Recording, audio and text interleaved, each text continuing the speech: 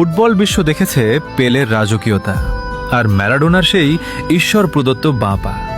আমরা সাক্ষী হয়েছি মেসি রোনালদোর অতি মানবীয় দ্বৈরথের।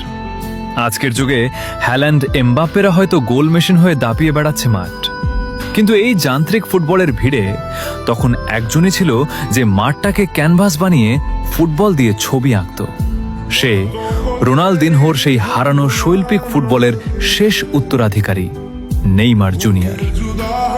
লোকে তাকে ট্রফি দিয়ে বিচার করে, গোল দিয়ে তুলনা করে, কিন্তু তারা বোঝে না নেইমার কোনো পরিসংখ্যানের নাম নয়। নেইমার হলো এক অদ্ভুত সুন্দর যন্ত্রণা।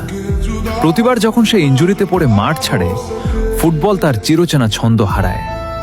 হয়তো মেসি রোনালদোর মতো তার হাতে ভুরি ভুরি ব্যালন ডিওর নেই, কিংবা এমবাপ্পের মতো গতি নেই, কিন্তু তার পায়ে যে জাদু আছে তা দেখার জন্য আজও ফুটবল প্রেমীরা রাত জাগে।